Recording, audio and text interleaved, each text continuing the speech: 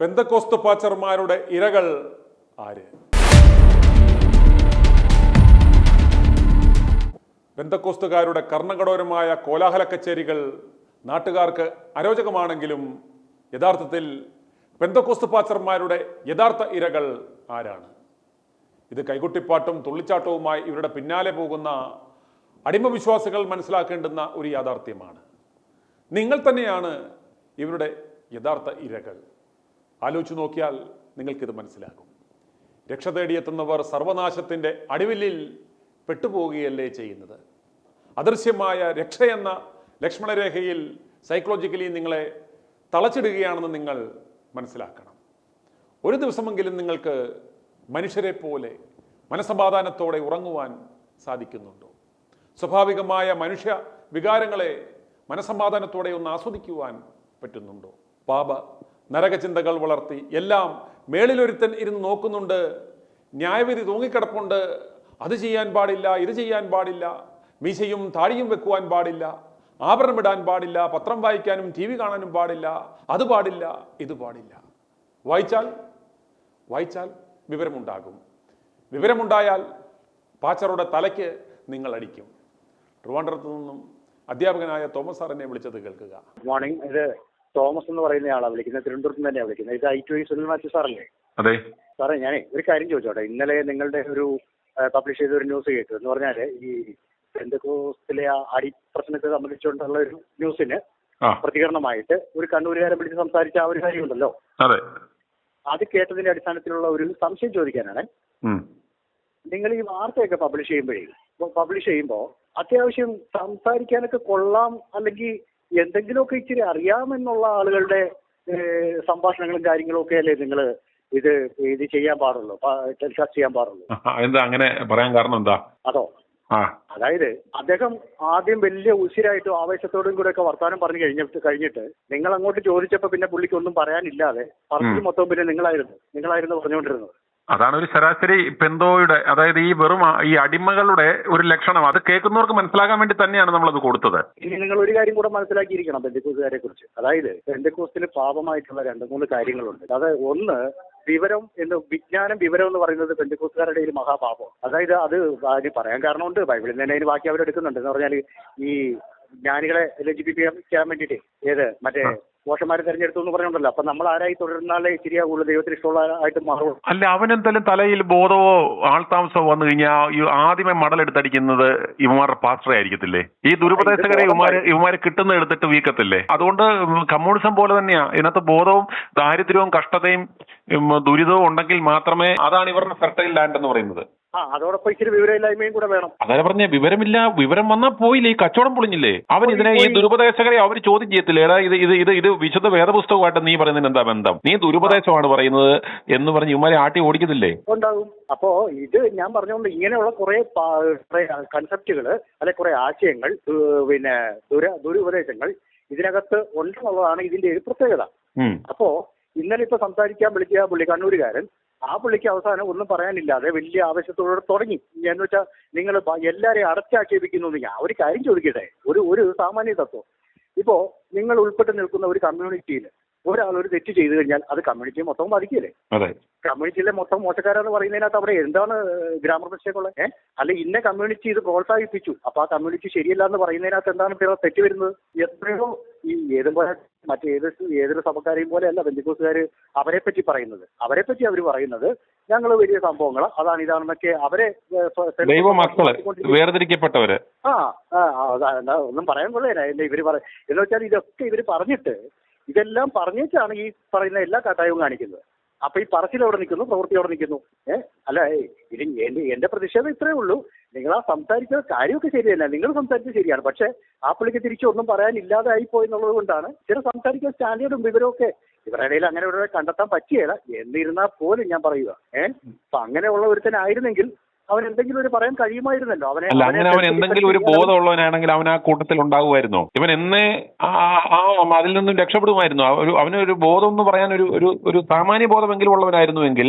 അങ്ങനെ ബോധം ഇല്ലാത്ത ഒരുത്തൻ ഇതുപോലെ പബ്ലിക്കലി വിളിച്ച് സംസാരിച്ച് ന്യായീകരിക്കാൻ വേണ്ടി ഒരുപെടരുത്. അതാ പറഞ്ഞ ഈ പൊള്ളത്തരങ്ങൾ ജനങ്ങൾക്ക് ഇപ്പൊ താങ്കൾ തന്നെ എന്നെ വിളിക്കാൻ കാരണം എന്താ? ഇപ്പൊ നമ്മൾ തമ്മിൽ അറിയത്തില്ല.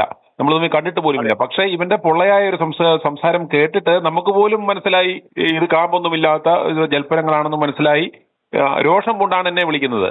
ഇതുപോലെ എത്രയോ ലക്ഷക്കണക്കിന് ആളുകൾക്ക് മനസ്സിലാവും. അതെ, വെറും രോഷം മാത്രമേ ഉള്ളൂ അതിനകത്ത്. അതുകൊണ്ട് പിന്നെ നിങ്ങൾ ചോദിച്ചതിനോട് യാതൊന്നും പറയാൻ കഴിയാതെ പോയത്. അതാ പറഞ്ഞേ. അന്നേരം അത് ആളുകൾക്ക് വലുതാകാൻ ഞാൻ പറയുന്നതിനേക്കാളും അത് സെൽഫ് എക്സ്പ്ലനേറ്ററി ആണ് ആ സംസാരം എന്ന് പറയുന്നത്. അന്നേരം അതിൽ നിന്നും ഇവരുടെ ഒരു ചിന്താഗതി എന്താണ്, ഇവരുടെ ഒരു നിലവാരം എന്താണ്, ഇവർക്ക് ഇതിനെക്കുറിച്ചൊക്കെയുള്ള ഇവരുടെ ഒരു നിലപാട് എന്താണെന്ന് നമുക്ക് ആ സംസാരത്തിനിടയിൽ നിന്ന് നമുക്ക് വായിച്ചെടുക്കാം.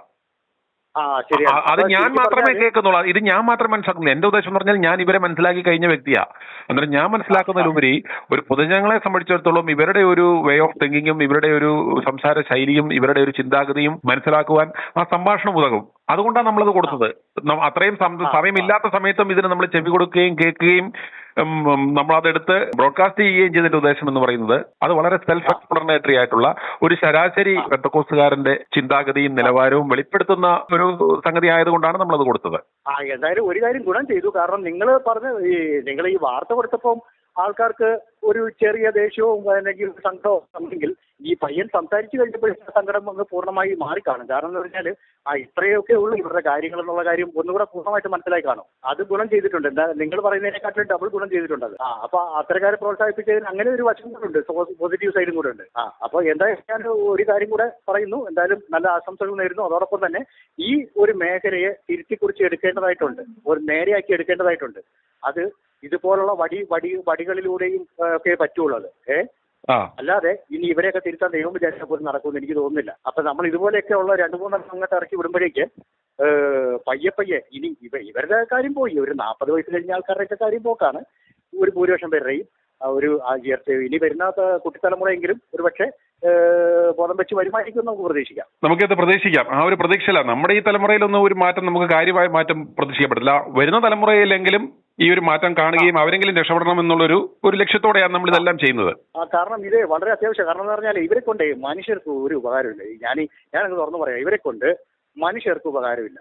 ഇനി ദൈവത്തിന് വല്ല ഉപകാരമുണ്ടെന്ന് ദൈവം ഇതുവരെ നമ്മളോട് ആരോടും പറഞ്ഞിട്ടുമില്ല. ഞാൻ കേട്ടിട്ടില്ല അങ്ങനെ പറഞ്ഞിട്ടുള്ളതായിട്ട്. അല്ല, ഇവരുടെ കൂടെയുള്ളവർ തന്നെയല്ലേ ഇവര് കയറിയ നാട്ടുകാരെ അല്ലല്ലോ ആക്രമിക്കുന്നത്. ഇവരുടെ കൂടെയുള്ള ഇവരുടെ ബലഹീനരായ വിശ്വാസികളെ തന്നെയല്ലേ ഇവർ ചൂഷണം ചെയ്യുന്നത്. ഇതിന്റെ വിക്ടിംസ് ആരാ? വേറെ ആരുമല്ലെന്ന് നമ്മൾ മനസ്സിലാക്കേണ്ട സംഗതി എന്ന് പറഞ്ഞാല് ഇവരെ കൊണ്ട് ദുരിതം അനുഭവിക്കുന്നത് വേറെ ആരുമല്ല. ഇവരുടെ കെണിയിൽ അകപ്പെട്ടു പോയ, അതായത് ഈ ചെലന്തി വല കെട്ടിയിരിക്കുന്ന പോലുള്ള ഈ പൈശാചിക കൂട്ടായ്മകളിൽ ചെന്ന് അറിയാതെ രക്ഷപ്രാപിക്കാമെന്നും രക്ഷിക്കപ്പെടാമെന്നും ഓർത്ത് ഇവരുടെ ഈ വലകളിൽ ചെന്ന് കുടുങ്ങുന്നവൻ സ്പൈഡർ നെറ്റിനകത്ത് പെട്ടുപോകുന്ന പോലെ അവൻ കുടുങ്ങിക്കിടക്കുക. അവനെ ആയുഷ്കാലം ഈ പറഞ്ഞ പോലെ ദശാംശം നൂറും സൂത്രകാഴ്ചയെന്നും ഈ അന്ധവിശ്വാസങ്ങൾ കാത്തിട്ട് അവന്റെ അതായത് ഈ പാപ ചിന്തയിലും ഈ ചിന്തകളിൽ അവനെ തളച്ചിട്ട് അവൻ പാപിയാണെന്നുള്ള ചിന്ത കുത്തിവെച്ച് അവനെ ആയുഷ്കാലം അവന്റെ മനസമാധാനം തകർത്ത് അവനെ സാമ്പത്തികമായി തകർത്ത് ലൈംഗികമായി ചൂഷണം ചെയ്യാവുന്ന വീടുകളിൽ കയറി അങ്ങനെയുള്ള ചൂഷണങ്ങൾ നടത്തി. ഇതിന്റെ യഥാർത്ഥ വിക്ടിംസ് എന്ന് പറയുന്നത് പുറത്തെ ആളുകളല്ല, ഇവന്മാരുടെ വലയിൽപ്പെട്ടു പോയവരാണ്.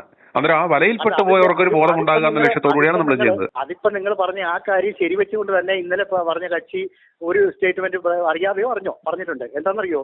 പുള്ളി പറഞ്ഞത് ഞങ്ങളുടെ ഇവിടെ വന്നിട്ട് എത്രയോ പേര് കത്തോലിക്കയിലേക്കും തിരിച്ചു വന്ന സഭയിലോട്ടും തിരിച്ചു പോയി, ഞങ്ങൾ അവരെ ആരെയും ഒന്നും ചെയ്തില്ലെന്ന്. കറക്റ്റ്, അവരൊന്നും ചെയ്യത്തില്ല. കാരണം അതിൽ നിന്നാലേ പ്രശ്നമുള്ളൂ. അന്നേരം നമ്മൾ സത്യം പറഞ്ഞാൽ ഈ പണി എടുക്കുന്നത് അവർക്ക് വേണ്ടിയാ. ആ പൈശാചിക കൂട്ടായ്മയിൽ അകപ്പെട്ടു പോയ അടിവില്ലിപ്പെട്ടു പോയ എലിയെ രക്ഷിക്കുന്ന പണിയാണ് നമ്മൾ ചെയ്യുന്നത്. തീർച്ചയായിട്ടും. അത് ഇന്നല്ലെങ്കിൽ നാളെ അതിന്റെ കാരണം ഇന്നിപ്പോ ഒരു മരം വെച്ചാൽ അല്ലെ നാളെ വർഷങ്ങൾ കഴിഞ്ഞിട്ട് അതിന്റെ റിസൾട്ട് കിട്ടുള്ളൂ. അതായത് ഈ കുടുംബം കലക്കി പാച്ചർമാരുടെ കാലിന് ഇവന്മാരുടെ തല അവന്മാര് ചവിട്ടി പിടിച്ചേക്കുക. ഇവന്മാർക്ക് ആ തലയും വലിച്ചുകൊണ്ട് ഓടാൻ പറ്റത്തില്ല. ആ അവസ്ഥ കുടുങ്ങിക്കിടക്കുക. അവരുടെ തലയിൽ ഒരു വെട്ടമെങ്കിലും പകരാൻ പറ്റിയാൽ നമ്മൾ കൃതാർത്ഥരായി. അത് ഞാനൊരു കാര്യം പറയാം. എന്തായാലും എന്റെ ഇത്രയും നാളത്തെ എക്സ്പീരിയൻസ് വെച്ചിട്ട് ഈ ഒരു കാര്യം ഇതുപോലെയൊക്കെ സംസാരിക്കുന്നത് ഈ ഒരൊറ്റ ചാനലേ ഉള്ളൂ. ബാക്കി എല്ലാവരും ഇഷ്ടം പോലെ പല വിഷയങ്ങളും എടുക്കുന്നുണ്ട്. അത് ഉള്ളതും ഇല്ലാത്തതും ഒക്കെ കാണും. പക്ഷെ ഒരു മേഖലയിലെ ശുദ്ധീകരണത്തിന് വേണ്ടിയിട്ട് 4 വാക്ക് പറയുന്നത് അത് നിങ്ങൾ മാത്രമേ മലയാളികളുടെ ഇടയിൽ നിങ്ങൾ മാത്രമേ ഉള്ളൂ. അപ്പോ അതിന്റെ ഗുണം ഇന്നലെ നാളെ കിട്ടുക എന്നുള്ളത് തന്നെ ചെയ്യും. ആ കാര്യത്തിൽ യാതൊരു സംശയവുമില്ല. ഇപ്പൊ തന്നെ ചെറുപ്പക്കാരൊക്കെ എത്രയോ പേര് ഇത് കേൾക്കുന്നുണ്ട്. കേട്ടേച്ച് ഇതിനനുസരിച്ച് അവരുടേതായിട്ടുള്ള തീരുമാനങ്ങൾ അവരെടുക്കുന്നുണ്ട്. അപ്പോ അതിനിയും തുടരുക തന്നെ ചെയ്യും. നിങ്ങളും ആയുസ് എത്ര ഉണ്ടോ, ആരോഗ്യം എത്ര ഉണ്ടോ, അത്രയും കാലം ഇതുപോലെ തന്നെ തുടർന്നുകൊണ്ടിരിക്കുക. ഓക്കെ, സന്തോഷം. അങ്ങയുടെ പേരെന്തായിരുന്നു? എന്റെ പേര് തോമസ് എന്നാ. ഞാനൊരു അധ്യാപകനാ. എവിടുന്നാ സാർ വിളിക്കുന്നത്? ഞാൻ വിളിക്കുന്നത് തിരുവനന്തപുരത്ത്. ഞങ്ങൾ പറയുന്നത് ഇത്ര മാത്രം: കർത്താവിനെ അറിയുവാൻ, ആത്മാവിലും സത്യത്തിലും കർത്താവിനെ ആരാധിക്കുവാൻ ഈ പൈശാചിക സഭകളും കുടുംബക്കലയ്ക്ക് ദ്രവ്യദാസന്മാരും നമുക്ക് ആവശ്യമില്ല. നമുക്ക് ആ പഴയ കുടുംബ കൂട്ടായ്മകളിലേക്ക് മടങ്ങിപ്പോകണം. നിന്റെ പള്ളിയുടെ വലിപ്പം എത്രയും കൂടുന്നുവോ, നിന്റെ ആഡംബരം എത്രയും പെരുകുന്നുവോ, അവിടെ ക്രിസ്തു കാണില്ല എന്ന് മനസ്സിലാക്കുക. i2i News, an eye for truth. i2i News subscribe ചെയ്തിട്ടില്ലാത്തവർ ഇപ്പോൾ തന്നെ സബ്സ്ക്രൈബ് ചെയ്യുക. നോട്ടിഫിക്കേഷൻ ലഭിക്കുവാൻ ബെൽ ബട്ടണും അമർത്തുക.